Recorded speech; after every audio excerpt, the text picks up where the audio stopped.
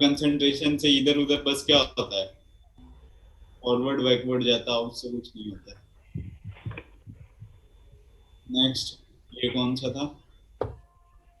29। मामा equilibrium constant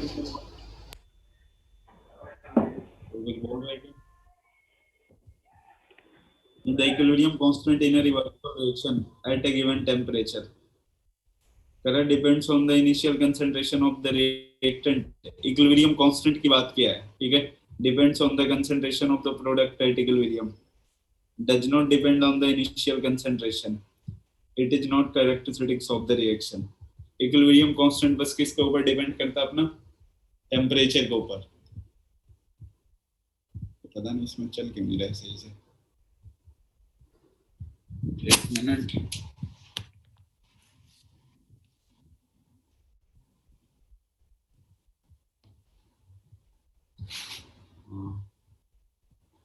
तो बताओ कौन सा आंसर हो जाएगा? इनिशियल कंसंट्रेशन के ऊपर डिपेंड नहीं करता है, सी। ठीक है। और next 30, pure ammonia is placed in a vessel at temperature where its dissociation constant alpha, where its dissociation constant, degree of dissociation देना था, is appreciable at equilibrium. Kp does not change with significance with temperature. देखना, ये ammonia अपने पास NH3, इसका dissociation करवाओगे आप तो क्या बनेगा? N2 प्लस H2, यही बनेगा ना। रिएक्शन बैलेंस करके लिखोगे तो आप हो जाएगा और ये 3/2 हो जाएगा। आपसे क्या बोला कि pure ammonia is placed in a vessel at temperature where its dissociation constant, dissociation constant alpha दिया है क्या? हाँ सर। डिसोसिएशन कांस्टेंट वो डिग्री ऑफ डिसोसिएशन होगा, degree of dissociation. Alpha is appreciable at equilibrium. Kp does not change with significantly with pressure. Alpha does not change with pressure. Concentration of NH3 does not change with pressure. Concentration of H2 is less than that of N2. अच्छा, at sir equilibrium की आप बात कर रहे हैं, चलो। 29th वाला एक बार वापस बोल सकते हो? 29th वाला, 29th का सी, टेम्परेचर के ऊपर मेजर जो अपने पास जितने भी ऑलमोस्ट कांस्टेंट होते हैं ना, ऑलमोस्ट जितने भी कांस्टेंट होते हैं वो किसके ऊपर डिपेंड करते हैं? टेम्परेचर। टेम्परेचर। ठीक है। क्वेश्चन नंबर 30 में देखना, आपसे जो भी पूछा है ना वो क्या पूछा है? अल्फा की वैल्यू काफी क्या है, कम है। तो आपसे क्या पूछा है कि एट इक्विलिब्रियम पे कौन कौन सी कंडीशन होगी? KP does not change significantly with pressure. बताओ, केपी प्रेशर के साथ चेंज होगा या नहीं होगा? सर नहीं होगा ना। नहीं होगा। केपी क्या होता है समझ में आ रहा है ना? Equilibrium constant in terms of particle. ये गया। Alpha does not change with pressure, alpha does not change with pressure. Note लगा रखा है, गलत है। Concentration of NH3 does not change with pressure. बताओ अब, अगर आप प्रेशर बढ़ाओगे तो NH3 का कंसंट्रेशन चेंज होगा या नहीं होगा? होगा। बताओ, प्रेशर के साथ NH3 का कंसंट्रेशन चेंज होगा या नहीं होगा? होगा। होगा सर। होगा नहीं यार, अगर आपने प्रेशर बढ़ाया, देखो यहाँ पे मान लो ये NH3, एक मिनट,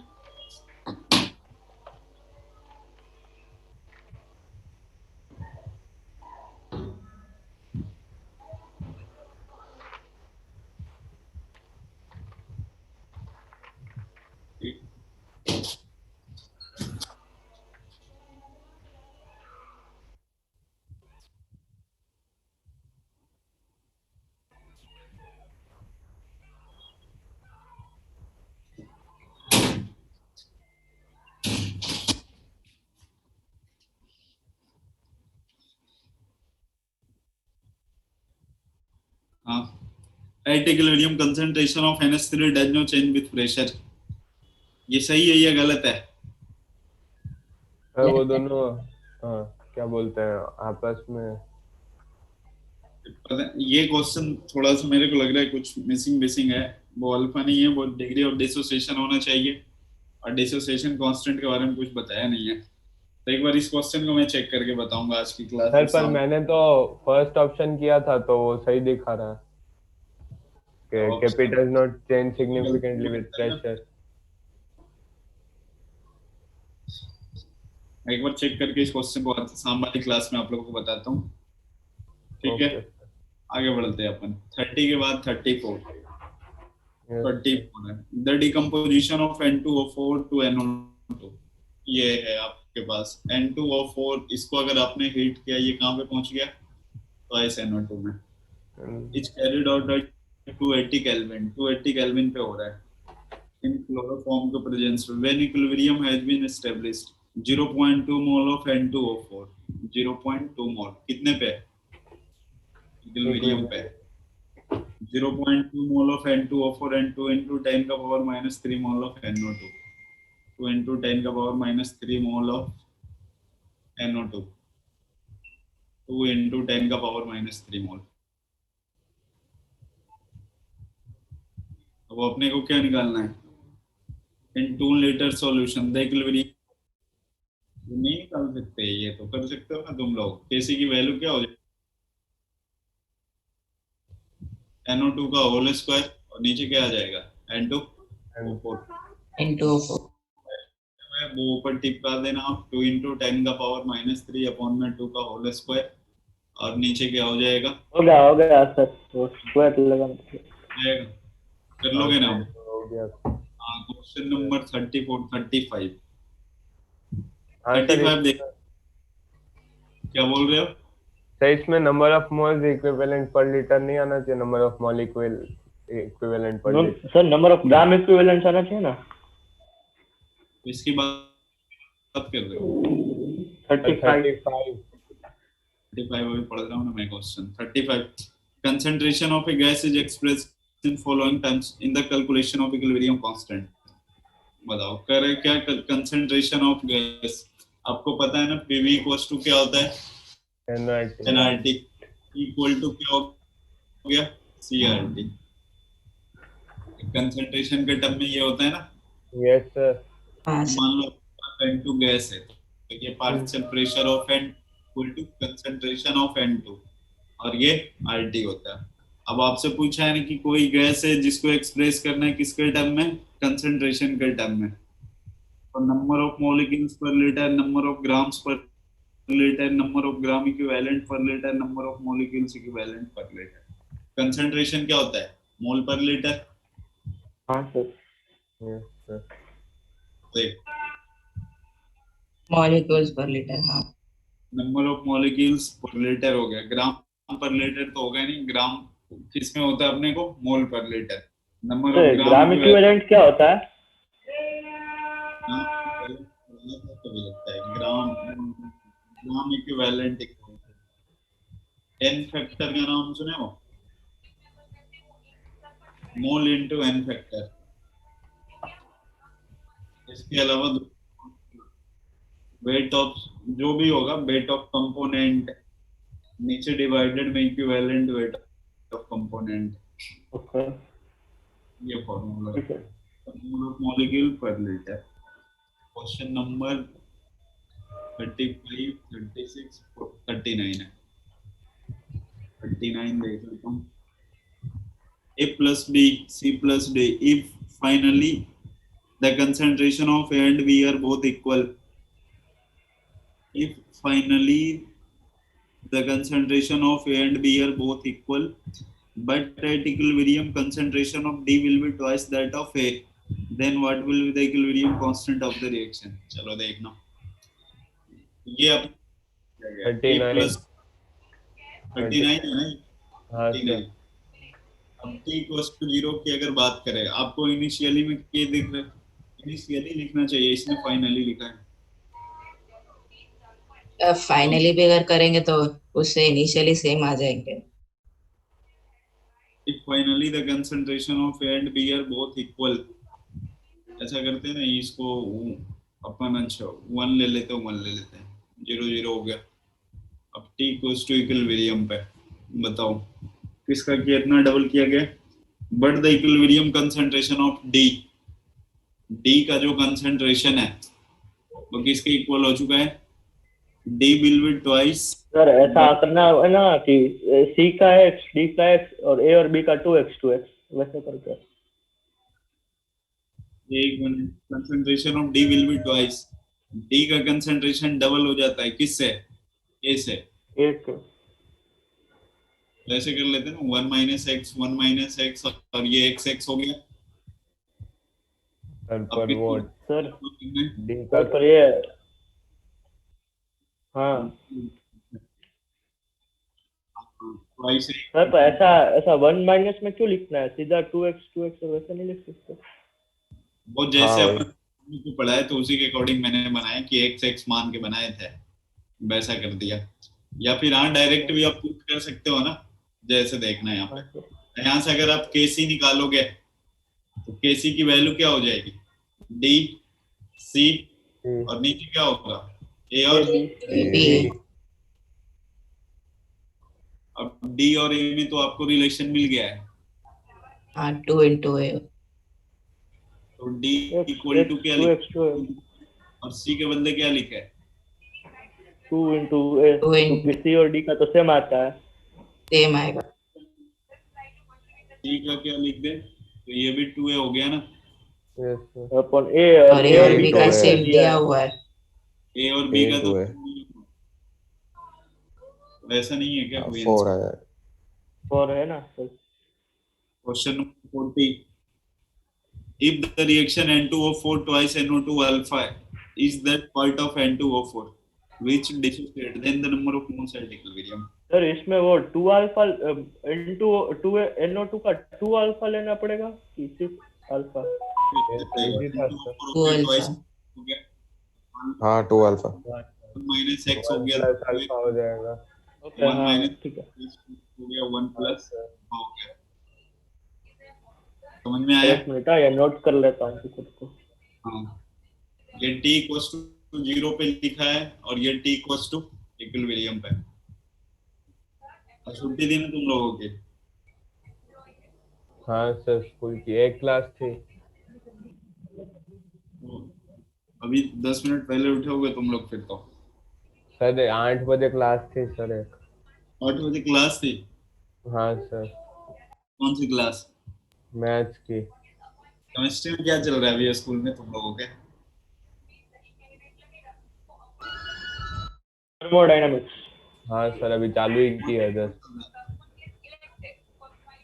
कहाँ पे पहुंचे अभी? मतलब थर्मोडायनामिक्स वो खाली वो स्टेट फंक्शन टाइप्स ऑफ ये स्ट्रेट फंक्शन पे पहुंचे हैं। Straight function, path function,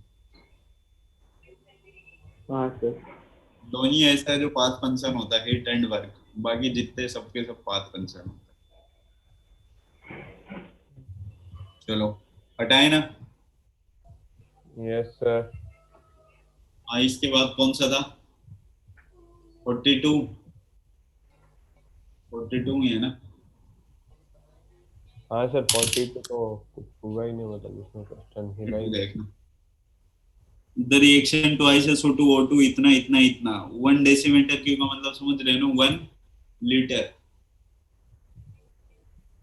twice SO2 gas plus O2 gas और ये ट्वाइस SO3, ये T = 0 पे कितना हो गया? ये it's carried out in 1 decimeter cube vessel and 2 decimeter separately. The ratio of the reaction velocities will be reaction of the अच्छा reaction velocity मतलब समझ में आ रहा है? हाँ सर, वो लॉ एक्टिव मास वाला। Rate of reaction. हाँ, क्या होता formula? Rate of reaction equal to, मतलब लॉ ऑफ मास एक्शन के अकॉर्डिंग लिख रहे हैं, क्या हो जाएगा? SO2 का एक बार होल स्क्वायर और O2 का, यही ना? इधर के लिए, फॉरवर्ड के लिए। अगर रेट ऑफ रिएक्शन आप किधर के लिए लिखो? बैकवर्ड। खाली SO3 का whole square. Rate rate of reaction equal to क्या हो जाएगा, SO3 का whole square.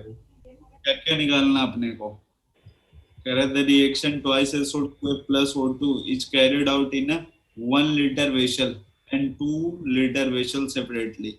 The ratio of the reaction velocity will be. इसने तो कंसंट्रेशन वगैरह कुछ दिया ही नहीं इसका। मतलब सब एक्स ले लेंगे ना, तो खाली वो वॉल्यूम का ही चेंज करना है। वही 1 मान के कर लेते हैं ना अपन।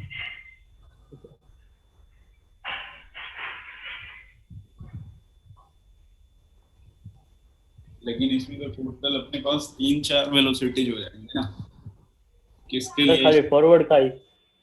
जिसने फॉरवर्ड का पर्टिकुलर ही नहीं किया तो अपन चलो यही इसी को लेके चलते हैं। पहले वाले के लिए अगर अपन निकाले, कंसंट्रेशन आपको नहीं दिया गया तो एक मान लो या कुछ भी मान लो, तो कितना हो जाएगा, 1 मान लेते तो 1/1 का होल स्क्वायर इनटू O2 का कितना 1 1/1। मिला के बात करें अपन तो rate of reaction equilibrium constant equal आ गया ये। मतलब ये फॉरवर्ड वाला इक्विलिब्रियम कांस्टेंट है। अरे लॉ ऑफ मास एक्शन में लिखते थे ना, क्या लिखते थे, रेट जो होगा डायरेक्टली प्रोपोर्शनल किसके, रिएक्टेंट के डायरेक्टली प्रोपोर्शनल। पहले वाले में जब आप रेट ऑफ रिएक्शन निकालोगे तो SO2 की वैल्यू 1, O2 का भी 1, क्योंकि वॉल्यूम भी 1 है तो 1/1 सब कुछ क्या आने वाला है 1। सेकंड बार के लिए अगर आप निकालोगे तो क्या हो जाएगा 1/2 द होल स्क्वायर इनटू 1/2। ये कितना आ गया 1/में 1/8। हाँ ओके। दो का क्या कर ले अपन 8:1 किसके किसके निकालना, द रेशियो ऑफ द दोनों का रेशियो निकालो, 8:1। 1/8 तो 8 से मल्टीप्लाई कर दो क्या आ जाएगा 8:2। हाँ इसके बाद कौन सा था 46। Question number 45। सर 43 में वो कौन सा थर्ड ऑप्शन क्यों नहीं होगा 43? 33 तो सॉलिड है। अच्छा हाँ हाँ ठीक। हाँ हाँ हाँ सर ठीक है। सर 46 करवा दो ना। आयोडीन का मास क्या होता है सर? 127 अच्छा है। एक्टिव मास इक्वल टू मोल पर लीटर। तो हो गया। हो गया। हाँ सर 45। 63 लेके किया था। 64 अपॉन में कितना 128/2। वॉल्यूम भी दिया है क्या? हाँ सर। वॉल्यूम कितना हो गया 2 निकाल लोगे ना। और कुछ पूछना है क्या इसमें जेई वालों को? नहीं सर हो गया। चलो भी आप जेई वाले जा सकते हो, नेट वाले सर 45। 45 N2 plus O2 ये कौन सा रिएक्शन है, एंडोथर्मिक है? Yes sir. ये एंडोथर्मिक है। हाँ माइनस है ना। माइनस में है ना इधर, एंडोथर्मिक है ना। हाँ सर। मुझे भी डालता था और अगर प्लस होता है तो एक्सोथर्मिक होता है। हाँ हाँ तो ये मान लो ये लिखा है, ये क्या हो गया एक्सो।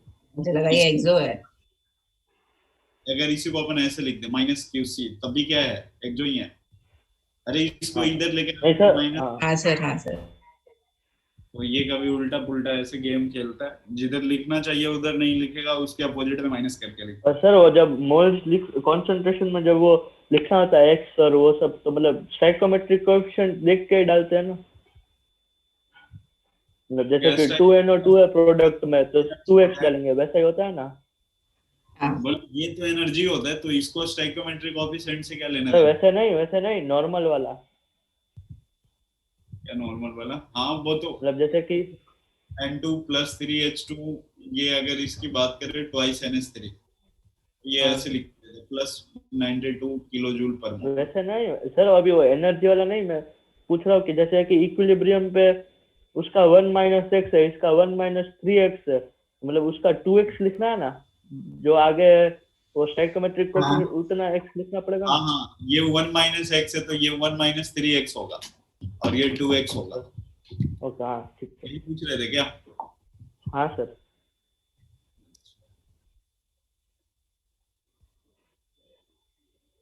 वो तो डेफिनेशन ही है।